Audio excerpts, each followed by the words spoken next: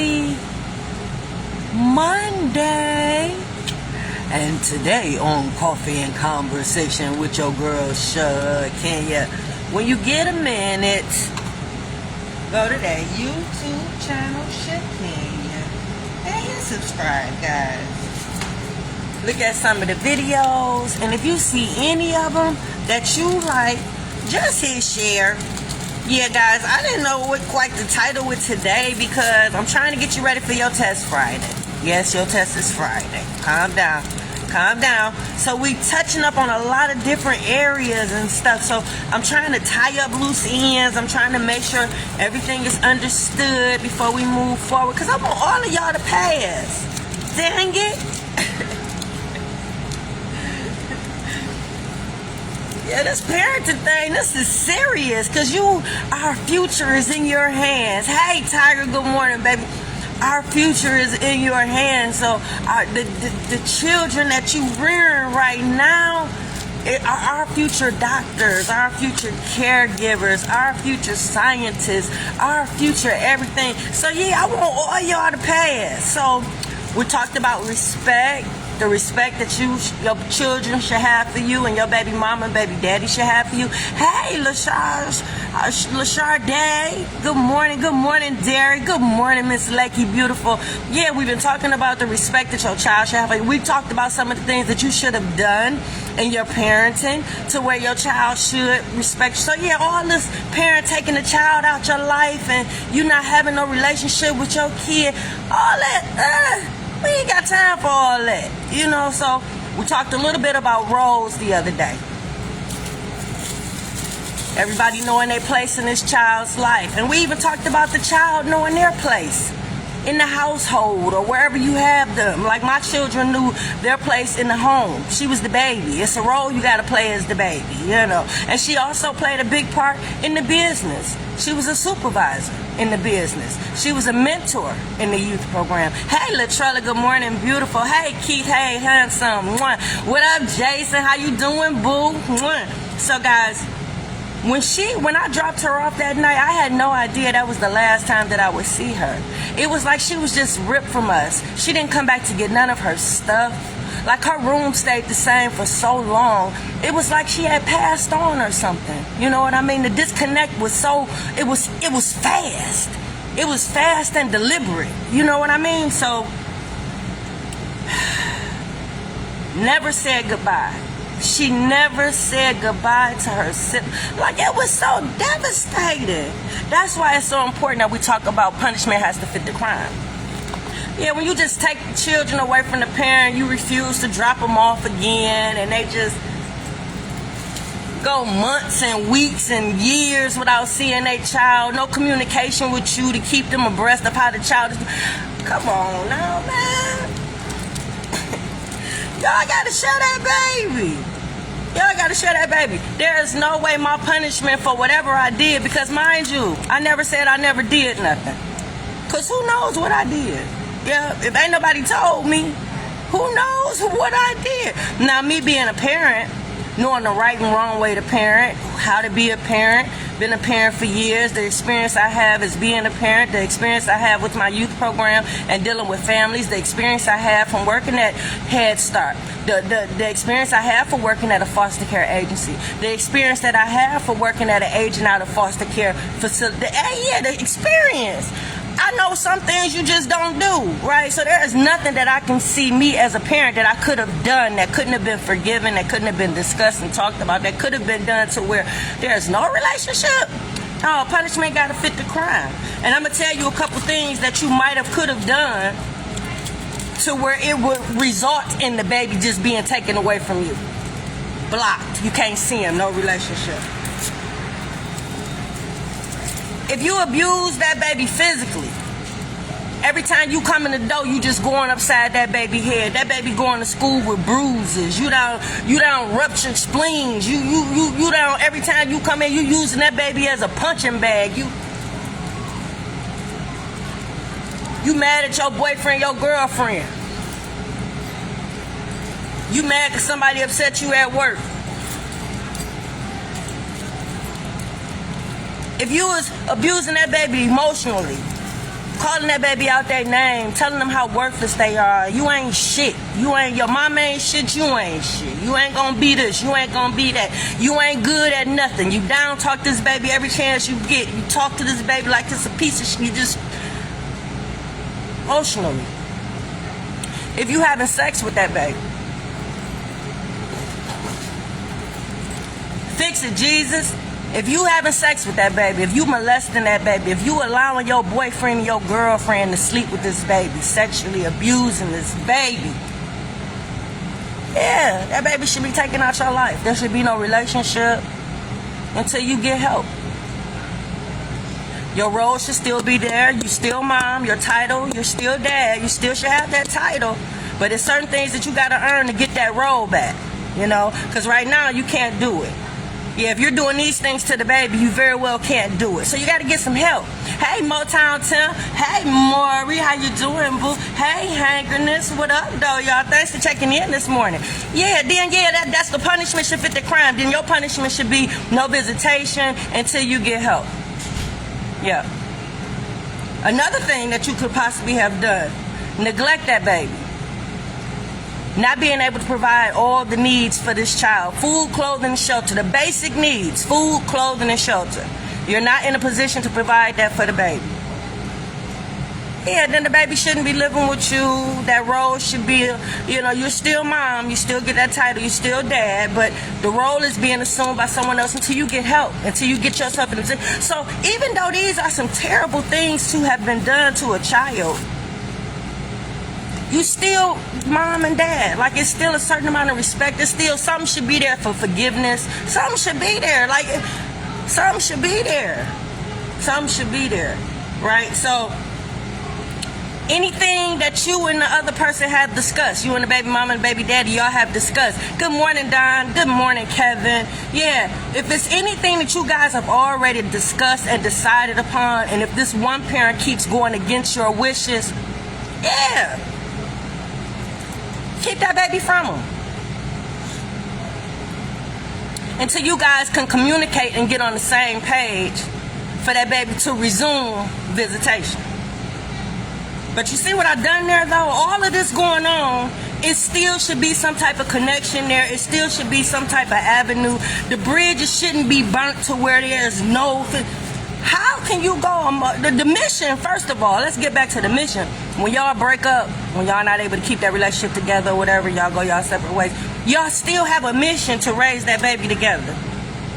Yeah, it should never be a one-man show or one-woman show. It should never be a solo mission. If it's a solo mission, it's because that one of those parents are deceased. Or they don't want nothing to do with that baby. Then okay, that's... But other than that, if the mission is to work together, because you have to have a reason. When you take a child out of a parent's life and away from a whole family, you got to have a reason. You got to have a reason. And it got to make sense at the end of the day. It got to make sense at the end of the day to somebody. Because see, somebody in my daughter's life is going to care about her.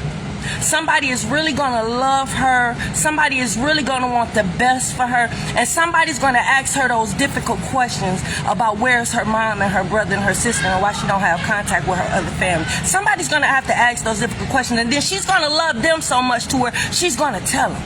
And then hopefully they give her the help that she need or give her the resources that she needs so she can find her way back to us. Right? Because he burnt the bridge.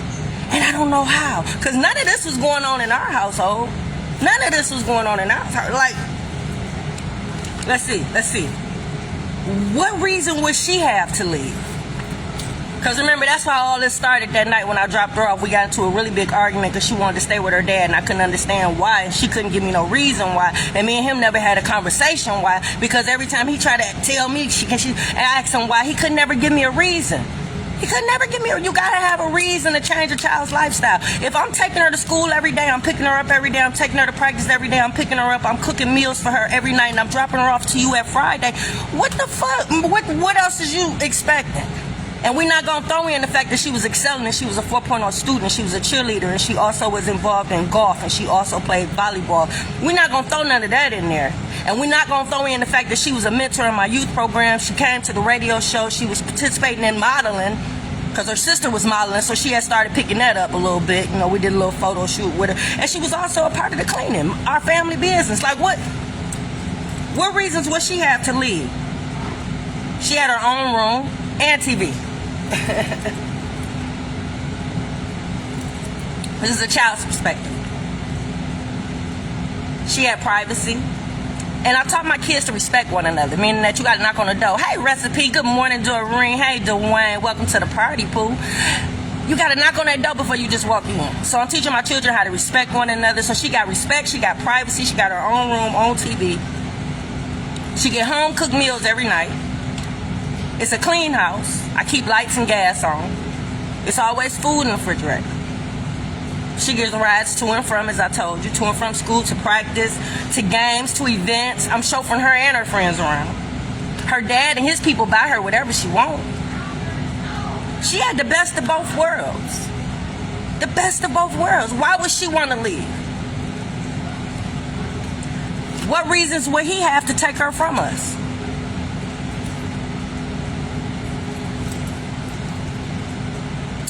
I had a routine in my house. I provided structure and discipline as a mom. We had a stable household. I had income. There was no abuse or neglect. She was excelling in everything that she was doing. She was going into her 11th grade year at Cass. I never denied him the right to see her, meaning it was an open door policy. He's welcome to come at my house anytime to see her. She's welcome to go over there whenever. I have dropped her off in the middle of the week, even though I know they was on some BS. But, you know, if you want to go see your dad, I'm not going to stop you from seeing your dad. Are you crazy? We right up the street from each other. That's why I bought a house close to him. Fix it, Jesus. She had a clean, safe environment. Hell, I own a cleaning company. Fix it, Jesus. I had her around positive people. I carried myself like a lady every time, all the way around. My posture had to be good. Whenever I know they're around, I carry myself like a lady. Yeah, I ain't outside in pajamas and bonnets and house shoes. No, I dress accordingly. Today you see me dressed because I'm leaving a job to go give an estimate on another job. So, you know. But when I'm out, you see how, you know what it is when I'm out and you see me and I'm dressed for the occasion. That's what they saw. Yeah. I was teaching her everything I know. Yeah. Not only how to be a woman, but things that a lady should do, how to conduct yourself, how to carry yourself when you're around men, and then when you enter a room, your presence. Like I was showing her so much. Oh my Lord, I wasn't finished teaching her.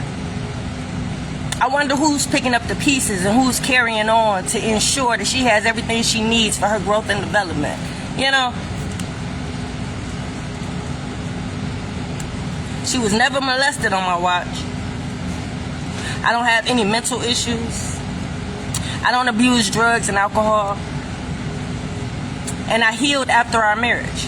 I found closure and I healed. I had good relationships with his people, I thought. That's why I say you got to know where you stand and where your place is and your role with these people. Yeah. His wife was my friend, I thought. I bought groceries for their household when she was over there. That's how close me and the wife was. I love and miss his son that he got by his wife. Fix it, Jesus. What reason did he have to fight me to take her from me? So you got to have reasons, guys. You got to have reasons. You gotta have reasons for what you do. Punishment gotta fit the crime that's gonna be on your test. I think I'm gonna throw a lot of adverse effects at you guys and then have you match them up with the manipulation tips. That's how I think your test gonna be. So don't be surprised if that's what happens Friday. Yep. I'm gonna just run down a whole lot of adverse effects, meaning that the adverse effect that has happened from your baby mama, your baby daddy using these manipulation tips on the baby against you to get you back, and the psychological damage that was caused, and then I want you to match it up with the manipulation tips that they used that probably caused that. Yeah, that's what I think I would do. So everybody got a role to play. And tomorrow we're gonna dip into what that is. We're gonna talk about boundaries. Yeah, I'm gonna give you a little tip. Like when the grandmother used to take her to get her hair did, and I told the dad stop taking her to the shop. I don't like her being around those women. I do her hair still. I enjoy doing that. That's our quality time. I'm usually doing her hair and my other daughter's hair, or we doing each other's hair at the same time. So it's like, if I wanted her to have weave or something fancy, I would take her to my aunt's house so that my cousin Tracy can do her hair. That way she's still in a controlled environment. Like when you have a child up at the hair salon and a nail salon, think about what the ladies talk about when they up there. Like I had my reasons for not wanting her to. The grandma kept doing it. Obviously there were no boundaries there. Yeah, because when I came up, the first thing that come out of people's mouths before you do anything, hey Frank, hey Mildred, hey James, hey Brenda, hey Tim. The first thing you come out your mouth is that you ask their mama. Before you do anything with that child, before you say anything to that child asking you for something, the first thing come out of most people's mouth is that you ask their mama.